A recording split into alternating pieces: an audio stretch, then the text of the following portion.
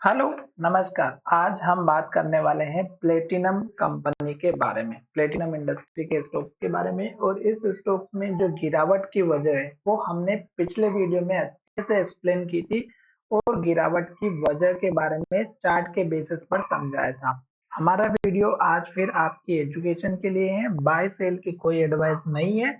फिर भी आप ट्रेड करते हैं तो अपने फाइनेंशियल एडवाइजर से जरूर कंसल्ट कीजिएगा। आज के दिन अगर आप देखेंगे तो स्टॉक्स में फिर से गिरावट हुई है और गिरावट की वजह आप सभी को अच्छे से दिखाई दे रही होगी, और वो है स्टॉक्स में 3 दिन पहले जो चार्ट पैटर्न पे इन्वर्टेड हैमर कैंडल बनी थी वो।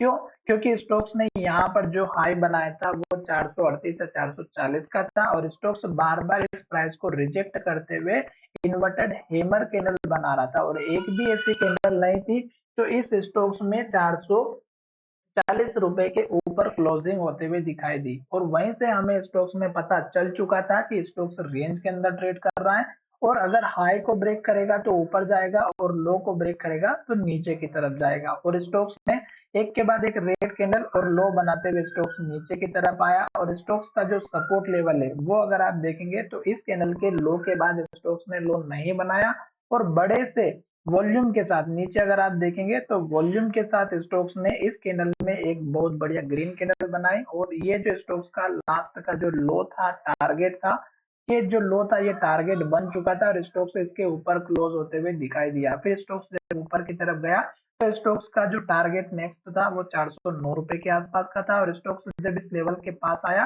तो स्टॉक्स ने इन्वर्टेड हैमर कैंडल बना करके हमें ये इंडिकेशन दिया कि फिर से स्टॉक्स में गिरावट होगी।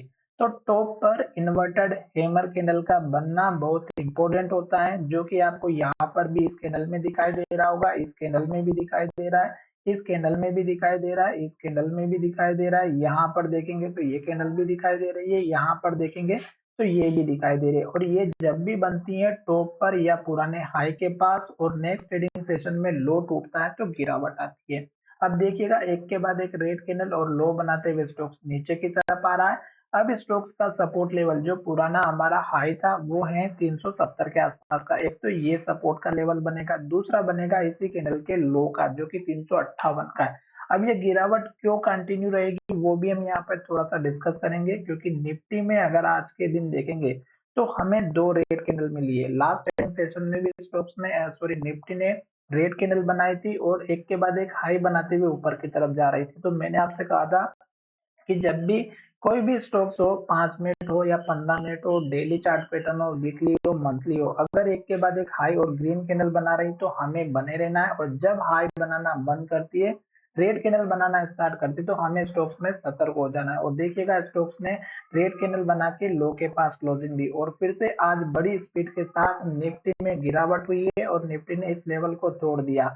अब इस स्पीड से अगर निफ्टी नीचे की तरफ आ रही है तो मार्केट में गिरावट जरूर दिखाई देगी, और इस स्टॉक्स में प्लेटिनम इंडस्ट्री के स्टॉक्स में भी गिरावट दिखाई देगी। अब निफ्टी का सपोर्ट दिखाई दे रहा है इस कैंडल के हाई के आसपास का, जो लगभग हमारा 25,450 का दिखाई दे रहा है। तो ये स्टॉक निफ्टी का इम्पोर्टेंट लेवल है। अब उसके बेसिस पर अगर हम देखते हैं तो निफ्टी अगर 2 से 3 दिन तक अगर डाउन ट्रेंड में रहती है तो इस स्टॉक्स में जो हमारा ये जो सपोर्ट लेवल है ये हमारा एक तो लेवल अचीव होते हुए दिखाई दे सकता है, दूसरा हमारा यहाँ पर 50 डेज का मूविंग एवरेज भी है सपोर्ट के लिए। तो दोनों ही लेवल सपोर्ट के काम आते हुए दिखाई देंगे, और स्टॉक्स ने इस रेंज को तोड़ा था तो स्टॉक इसके ऊपर अच्छे से वर्क नहीं कर पा रहा है, तो इसी के आसपास का एक छोटा सा टारगेट लेकर के चल सकते हैं।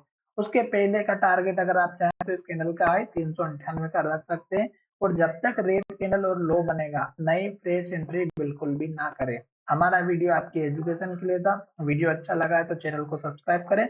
धन्यवाद, मिलेंगे नए वीडियो में।